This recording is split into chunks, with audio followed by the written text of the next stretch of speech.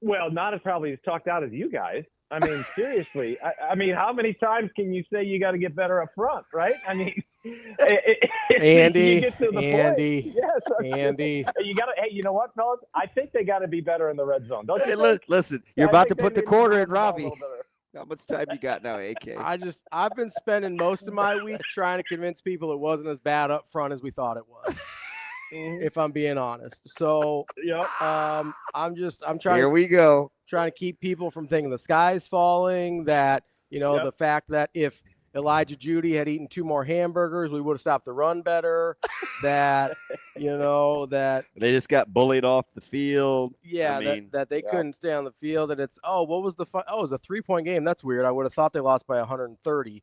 I've been spending a lot of time this week trying to figure out what people watched that I didn't, to make them feel as though everything positive that's happened up to this point is now flushed down the toilet. Especially as our good friend Mike Schaefer brought up yesterday, the most optimistic person in predictions, which was me, by the way, did not having them go undefeated. So having a hard time figuring out why people are losing their minds.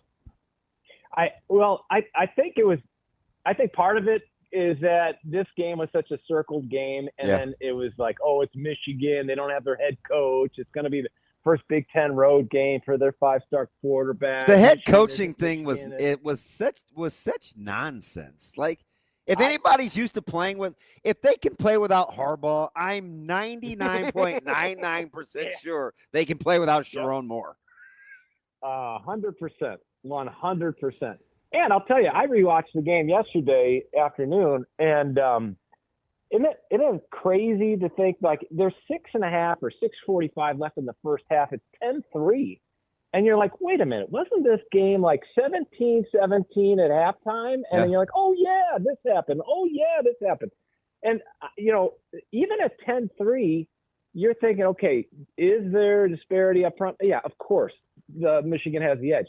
But that being said, they're still down 7. Like, it's a one-possession game, and you're almost through the first half. And you had that sequence at the beginning of the game. So I think there's positive. I thought here's the thing. They looked the part to me much more than they did, obviously, 2 years ago, and that shows growth. And I know people are there's two things that can be true at once. Yes, you can have growth, and yes, you can still have there still needs to be growth. That's where I think Nebraska's at. And I agree with you, Ravi. It is don't do that. Don't do that. Don't do that. Okay. Stop right there. Yep. Don't do that. But a loss, there are so many people obviously losing their minds.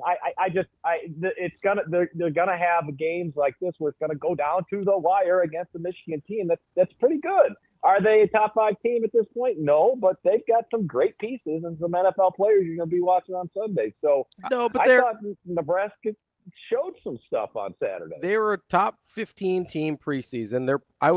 Would you be surprised if they end the season top 15? No, they'll be top 10 for Michigan. Oh, I wouldn't be surprised one bit. Right? No, Like I wouldn't be surprised if they end up. Nobody would be surprised if this team makes the playoff. We wouldn't be like, none of that would surprise us, right? And so I sit here and I go, yes, I understand. You're right. This was a circled game. We're like, oh man, big game, first Big Ten home game. It's Michigan. Like, here we go. It's also one of and I'm not talking about how coaches and players think, but if you're a fan, you look at it and you go, there's probably 3 or 4 games on the schedule that if we lose, I sort of get it. And this was one of them. Like, this isn't Northwestern, right? I'm just telling you guys, I'm not rationalizing the loss because I'm still mad, but I understand the discussion.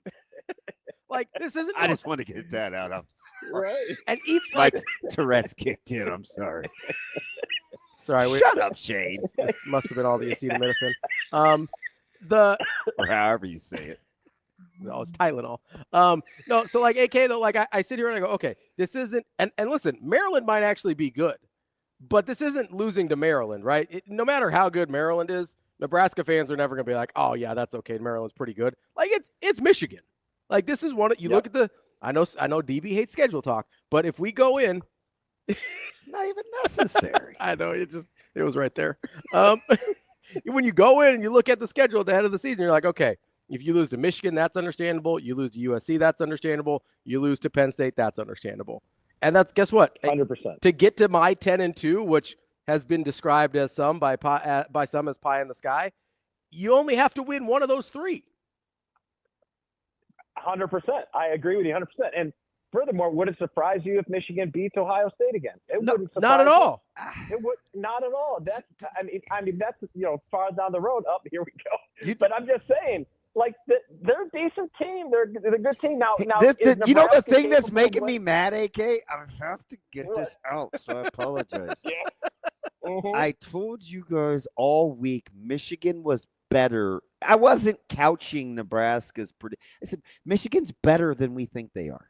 So I think I should get a little grace, AK, because I'm spoiled for me. Because like Michigan's good. That's a good football team. Now, having said that, Andy, I do think Nebraska has to understand in a few key spots in games like that, playmakers make plays. I don't want to discount scheme. I don't want to discount whatever, but we do have to understand, like Michigan found a thing in the third quarter where I think Wink said to himself, you know what? I don't have to bring pressure. Like, I can play coverage. We can do this. Nebraska's not going to do this. So Nebraska had to kind of readjust. Then in the fourth quarter, I think Nebraska thought to themselves, okay, this is how Michigan is playing this now. So this is what we have to go back to. I left thinking the cat and mouse between the two coaching staffs was my big takeaway, because I thought that was four smart guys. Butler unnecessarily is getting vilified. That guy's way better than we think he is. Like, I'm not just defending him because I don't know him from a can of, well, I won't say from a can of paint, but I'm not emotionally invested in defending him. I just know he's smarter than we're giving him credit for. And the whole, well, if Tony White this, I was a Tony White guy too. But there isn't much difference, because a year ago we would say this. Well, if it's just too standard, we know what Tony White's going to do. There aren't enough wrinkles. So when teams get a bead, this is what like, I heard all that before. And now we're mad about all the wrinkles. And now we're mad about all the wrinkles. So at the end, I know you know my personality, so you know why I'm not. It's like we're gonna make up whatever excuse we want to make us feel better about our thought process, when at the end of the day, Michigan's going to be a really good football team, and Nebraska has elevated their floor. We just don't know the ceiling, so now we just want to be right. That's really what this is, in my opinion. I agree. Coach Butler's getting hammered at times here after the game, but I thought the back and forth and the adjustments that were made. It was fascinating. Yeah, well, John Butler is not the guy out there making tackles. Now, does he teach fundamentals? Of course. And you're going to have guys whiff every once in a while. It just so happened that on 3 consecutive plays during a very crucial drive in the fourth quarter, you had 3 third downs in a row that guys had a chance to stop a drive, and it didn't happen. That stuff happens. That's football. There's a winner and a loser every week. And it's unfortunate that Nebraska came up on the short end of the stick. But am I ready to just trash the season because it didn't turn out the way that Husker fans wanted it? Of course not. I think Nebraska's a pretty good team. Do they have some warts? Of course they have some warts that they have to improve. But let's talk in about a month and a half and see where they're at, and see if this discussion is like, okay, you guys were really drinking the Kool-Aid, or hey, maybe you guys were onto something, that this team is pretty good. Yeah, and I don't know, man. So a helmet game, a culture game, like I heard it all. And, Michigan is still undefeated without their head coach. Nebraska is still trying to define the culture. They ran 22 more plays. They broke even in turnover margin. You have to be able to eat the meat and spit out the bones. Do you need to get better in some areas? 100%. But isn't that what the bye week is for? They're still growing. And here's the dirty little secret, AK, that really aggravates me. Nebraska is super young. Like they have to go Mm-hmm. through these moments to help define where they're headed. You know what I mean? Like it's not and I tell people the difference between an excuse and an explanation is accountability. Nebraska has to be accountable for where they are, but the explanation is, for me, they still have to go through this, and they needed a measuring stick. They just got a good one in Michigan. Yeah. Do you think this discussion's different if Indiana's not winning 63-10 over Illinois? Yeah, I do. Because I do too. But I think last season would be looked at differently if it wasn't Signetti is the low-hanging 100%. anomaly. Like 100%. 100%. And here's the thing, Andy, and I don't mean to grind my teeth. I love it. I love getting because we act like we haven't seen this before. There was this guy that was hired off the grid, off the radar, that landed in East Lansing. His name was Mark. He transformed a program seemingly overnight in East Lansing. They rode the wave, and Michigan State's expectation levels and the program was elevated because of a singular mindset and focus. The Signetti just didn't come in, and it's never been done before. Signetti is fantastic. I'm not going to disparage that. But let's not act like he reinvented the wheel. D'Antonio, he did the exact same thing at Michigan State in 2011 or 12 or whatever it was. So, listen, I want to give the devil his due, but the fan bases get upset and bothered by their program's development because they think Signetti is this singular anomaly. He's amazing, but I saw Mark do the exact same thing in this conference the minute he stepped foot on campus. So I don't know, man. I'm just trying to take it all in stride before I get involved in the hyperbole. And I give you this. Are you buying that acknowledgement? Do you think that is that a decent example? Yeah, I agree. I agree with you. In this day and age in college football, though, you do have to you have to designate an approach, right? So Signetti is like he's sticking a finger in the dam, right? He's covering all the leaks, right? And at some point, is that going to continue to work? I'm not sure. He just brings in these hired guns, and it's working. No question. Props to Indiana. They are a football school. Now, the difference is, and you said it, Nebraska's so young. Look at their two deep. Look at how many first and second year players are on their two deep. And they're doing it by bringing in some high-profile transfers as well. It's a little sprinkle of both. So that while Matt Rhule has the foundation he's laying, he's also playing for the now, the ready-made, just put them on the field and they can perform, right? Like a turnkey type of guy. So I actually respect the way Coach Rhule's going about things, and I think in the long haul, I think that approach will benefit Nebraska better.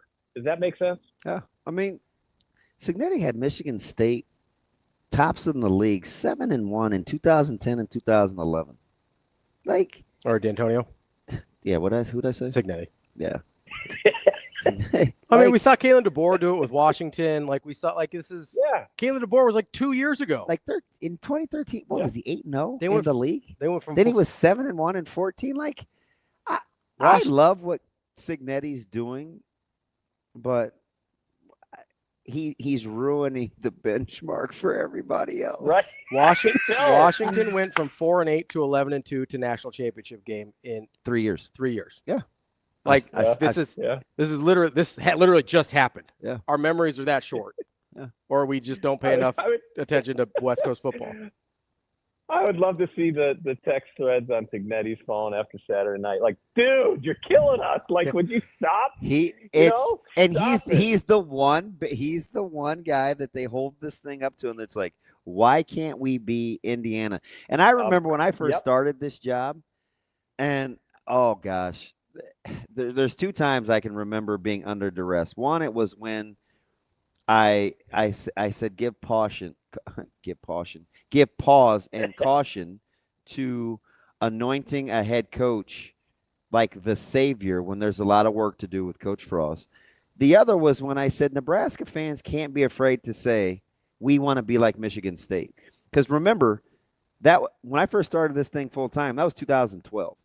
And Michigan State, I think, was coming off like a 3-5 Big Ten season, but they were 11-3 the year before. I think in 13, they were 13-1 maybe. And I was like, we can't be afraid to shift our 13-1-13. Yeah. Thank you. Our barometer, right? Like, it's okay to go through this process. And it's like, well, what are you talking about, man?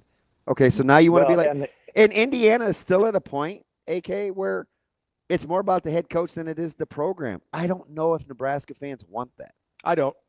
No, it's still more about yeah. Signetti than it is Indiana. And I'm not begrudging Indiana because they've been fantastic. No, I don't hate on Indiana. Do it however you're going to do it. I don't think that's what I want. I don't know how sustainable that is what I'm saying. Also, you know what I mean? 100%. No doubt. That's our guy, Andy. Thank you for Kendeigh. letting me vent, AK. AK. Are my The bill molars is in the still mail. intact? Yeah, they're in there still. You're good. Hey, by the way, I hope my bill is in the mail, AK. Yeah. Oh, I hope your bill is in the mail. You come to me if you aren't getting paid. You come to me. I'll get it done. Okay. We got to get you set up for direct deposit. DB, that might be part of the confusion. Bills and checks are different. Oh, my bad. My bad. I should probably do a better job of checking my bills, and I wouldn't worry about being billed for my checks. Quit trying to cash the bills. Sorry about that. Andy, we appreciate the time as always. We'll talk to you soon. Thanks, AK. Thanks, fellas. Have a good one.